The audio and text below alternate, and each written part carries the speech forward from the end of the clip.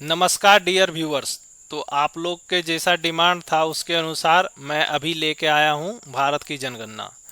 तो शुरुआत करते हैं। इसी तरह आप लोग कमेंट करके बताइए किस प्रकार का आप वीडियो चाहते हैं, तो उस प्रकार का वीडियो अवश्य मिलेगा।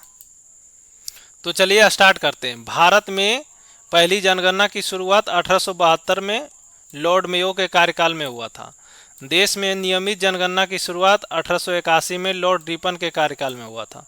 स्वतंत्र भारत की पहली जनगणना 1951 में हुआ था। जनगणना का महान विभाजक वर्ष बोला जाता है 1921 को। जनगणना का लघु विभाजक वर्ष बोला जाता है 1951 को। जनगणना से संबंधित अनुच्छेद है 246। जनगणना विषय है सातवीं अनुसूची संघ सूची का। जनगणना की अवधि होता है प्रत्येक 10 वर्ष पर होता है जनगणना। जनसंख्या का अध्ययन डेमोग्राफी या जननांकी बोला जाता है इसे। 2011 की जनगणना का क्रम है देश की 15वीं जनगणना एवं स्वतंत्र भारत की 7वीं जनगणना। ये काफ़ी इम्पोर्टेंट है जो कि एग्जाम में पूछा जाता है कि 2011 की जनगणना का क्रम कौन सा है, और मतलब देश जब आज़ाद हुआ था तब पूछा जाता है कि स्वतंत्र भारत की कितना नंबर का ये जनगणना है, तो 7वीं है और देश की 15वीं है। 2011 के जनगणना के अनुसार उनका आदर्श वाक्य क्या था? हमारी जनगणना हमारा भविष्य। और इसमें कुल प्रश्न पूछा गया था 29 प्रश्न। जनगणना का शुभंकर क्या था? तो परगणक शिक्षिका थी। प्रथम जनगणना कमिश्नर कौन था? तो डब्ल्यू प्लाडेन। स्वतंत्र भारत के प्रथम जनगणना आयुक्त कौन थे? ये भी काफ़ी इम्पोर्टेंट है, तो इसको भी अच्छा से याद कर लेंगे हम लोग। स्वतंत्र भारत के प्रथम जनगणना आयुक्त कौन थे? तो आर के गोपाला स्वामी थे, जो कि 1949 से लेकर 1953 तक रहे थे। 2011 जनगणना का आयुक्त कौन था? तो सी चंद्रमौली थे। ये भी काफ़ी इम्पोर्टेंट है, इसे भी थोड़ा अच्छा देख लेंगे, एक बार और देख लेते हैं। 2011 के जनगणना का आयुक्त कौन थे? तो सी चंद्रमौली थे। पहली बार जाति आधारित जनगणना की शुरुआत कब हुई थी? तो 1931 में हुई थी। तो विश्व जनसंख्या दिवस कब मनाया जाता है? तो 11 जुलाई को मनाया जाता है। कुल जनसंख्या कितना है भारत का?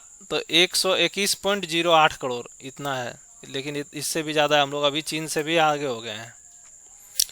विश्व में जनसंख्या का कितना प्रतिशत भाग है? तो 17.5% है। विश्व में भारत की जनसंख्या का कितना प्रतिशत है? 17.5%। पुरुष जनसंख्या कितना है? तो 62.32 करोड़, जो कि पूरा जनसंख्या भारत का 51.47% है। महिला जनसंख्या कितना है? महिला जनसंख्या है 58.75 करोड़, जो कि इसमें 100 में से घटा लेंगे तो इतना आ जाएगा, तो 48.53% है।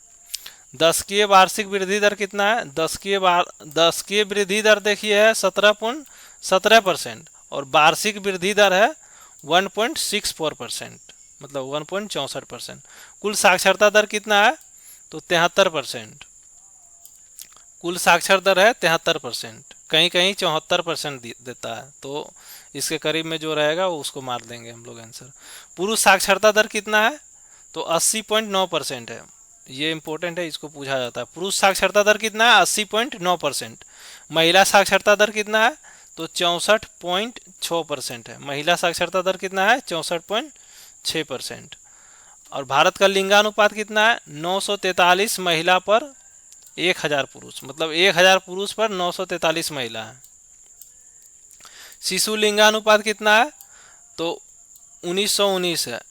ये देखा जाता है, इसमें पूछा जाता है कि शिशु लिंगानुपात को कितने से कितने वर्ष के आयु को जोड़ा जाता है? तो 0 से 6 वर्ष के आयु को जोड़ा जाता है शिशु लिंगानुपात में, जो कि भारत में 1919 है। जनसंख्या घनत्व कितना है? तो 382 व्यक्ति प्रति वर्ग किलोमीटर। जनसंख्या घनत्व कितना है? 382 व्यक्ति प्रति वर्ग किलोमीटर। सर्वाधिक लिंगानुपात कहाँ का है? तो केरल का है 1084। सर्वाधिक लिंगानुपात कहाँ का है? तो केरल का है 1084। न्यूनतम लिंगानुपात कहाँ का है? तो हरियाणा का है 779। न्यूनतम लिंगानुपात कहाँ का है? तो हरियाणा का 779।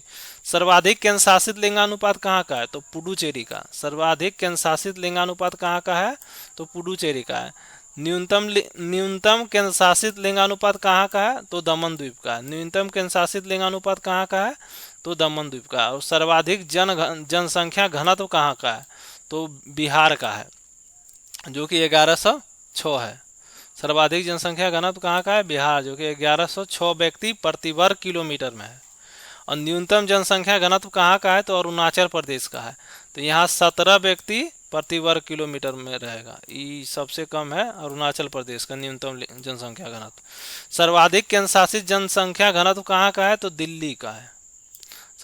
सर्वाधिक केंद्र शासित जनसंख्या घनत्व कहाँ का है, तो दिल्ली का है। न्यूनतम केंद्र शासित जन घनत्व कहाँ का है, तो अंडमान निकोबार में।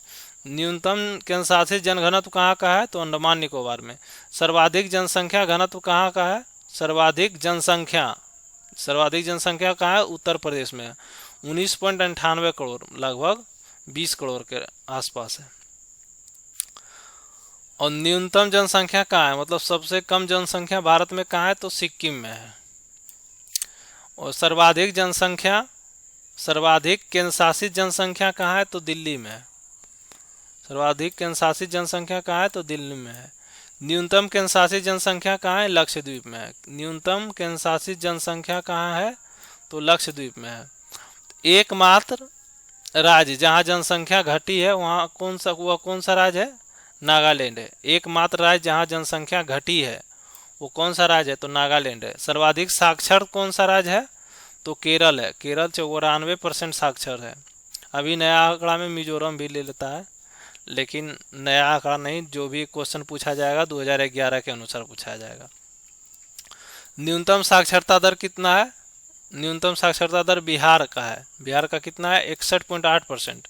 न्यूनतम साक्षर दर ओवरऑल मतलब बिहार है 61.8%। और न्यूनतम महिला साक्षर दर वो भी बिहार का ही है, वो 51.5%।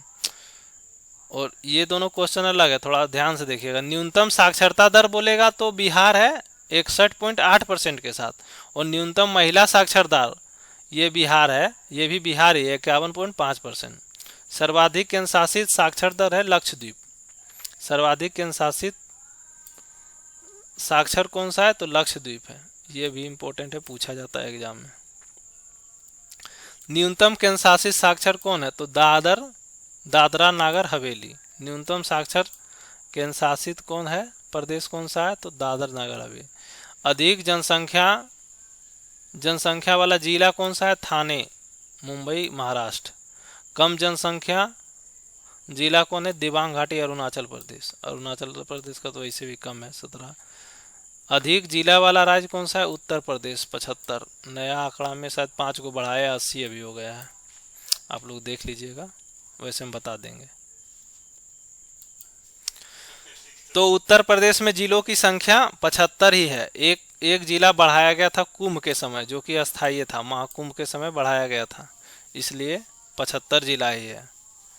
तो इसी प्रकार का आप लोग कमेंट कीजिए, जिस टॉपिक का भी वीडियो चाहते हैं अवश्य मिलेगा। और इसी प्रकार का सहयोग कीजिए, सब्सक्राइब, लाइक, कमेंट कीजिए, जिससे हमारा भी हौसला बने। Thank you for watching. पढ़ते रहिए, मस्त रहिए। Bye bye, take care.